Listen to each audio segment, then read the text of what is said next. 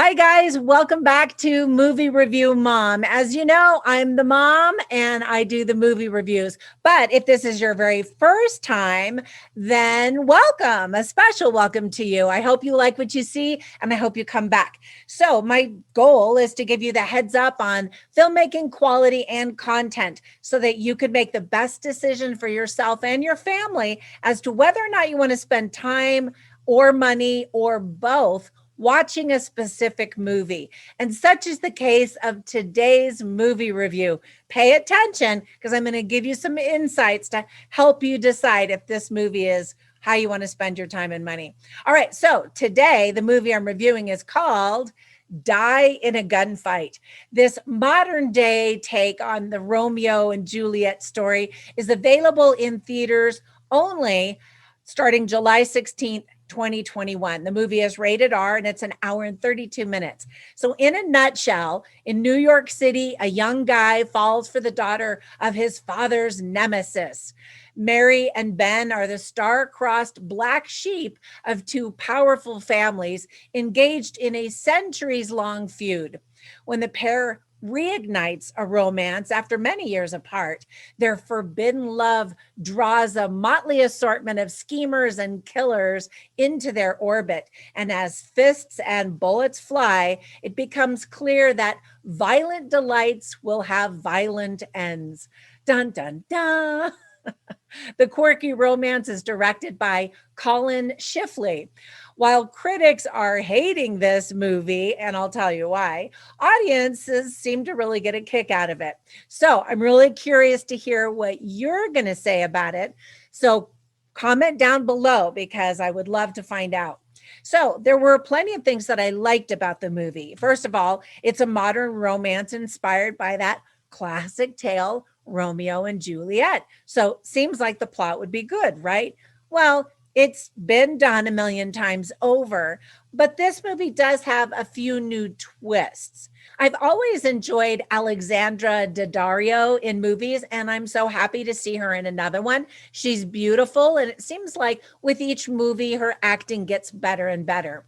Diego Boneta did a great job as an extremely flawed, very annoying protagonist. The standout characters I thought that were the most entertaining were played by Travis Fimmel and Justin Chatwin. They were both hilarious, offering the comic relief for the film and the story. Justin Chatwin, by the way, actually performed all of his own stunts because he's an extreme sports enthusiast and a motorcycle fan in real life. So good for him. I really like the musical score. It's also light and bouncy and quirky. There's some snarky humor, which is fun and entertaining. And fun fact, there were only 23 days of filming. Now, some critics would say it shows, and they may be right, but that's still super impressive. I mean, what did you do in the last 23 days? Come on. Billy Crudup's name is included in the cast, but he only provides the voiceover narration. So if you were hoping to see him, you're going to be disappointed. If you like Guy Ritchie's take on movie making, then you might get a kick out of this film full of unique style and lots of violence. So there were also plenty of things I didn't like about the movie. First of all, it's really hard to feel sorry for self-absorbed rich people. I mean, really.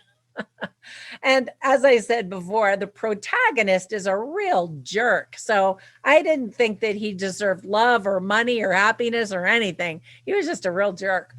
All of the characters, in fact, feel very poorly developed. I don't know that there's really any character arc worth talking about. There's a lot of exposition, and that narration is part of the style, but it is quite heavy in many parts of the movie. The script itself is just badly written with super cheesy dialogue and plot. The ending is super lazy. There's a lot of humor, but it doesn't always land, at least not for me. And the film starts off really strongly, I thought, with great promise, but then it quickly starts taking a nosedive until the end. You're just rolling your eyes.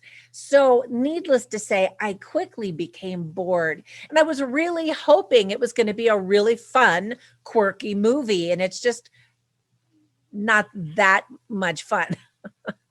So let me give you some tips for parents. This is a rated R movie. It's not appropriate for kids. There's tons of bloody violence.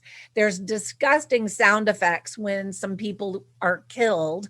There are various weapons are used. There's crude language as well as profanity and lots of F-bombs. And then there are premarital relations. You don't see a lot of skin and action, but you definitely know what's happening. So there were some themes that were introduced and presented pretty well. First of all, love, choices, and consequences of our choices, living up to our parents' expectations, family, personal goals, connection in a variety of ways, and sacrifices. So I always write down funny lines and interesting lines so that I can share them with you so you can kind of get a taste of the movie. And I have all of them written down on my moviereviewmom.com website. So you can go there and check out everything. But I'll share just a few of them with you right now. So the narrator has a funny line and he says, sometimes fate decides to stick us with a happy ending. And I don't want to give a spoiler away there, but there's a little snarky attitude in that as well. And then an interesting line is by Beatrice Rathcard, who's played by Michelle Nolden. And she says, my mother always said there's no greater teacher than shame. And I thought, that's actually kind of true. But actually, that is one of the themes of the movie as well. Shame and guilt and, not being able to enjoy your life and make your choices because you feel shamed and guilted into choices that your parents want you to make, that kind of thing. All right. So ultimately, you want to know the movie review mom grade I'm giving this film.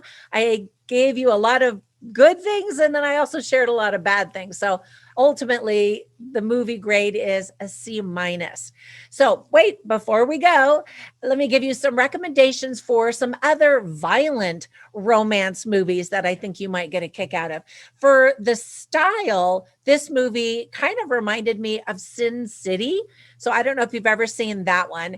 And then just for violence and romance and snarky humor, I love Mr. and Mrs. Smith. If you haven't seen that, you definitely need to. Angelina Jolie, Brad Pitt, eye candy for everybody, lots of humor, lots of action. So I highly recommend that one. Okay, that's it for my movie review today. If you watch this, I hope that you really do get a kick out of it, knowing ahead of time what you're kind of getting into. And I completely forgot to even mention the cartoon nature of the movie. How did I skip that? Anyway, that's just another fun element that makes it unique, I think. All right, so I will catch you in the next one. And until then, bye for now.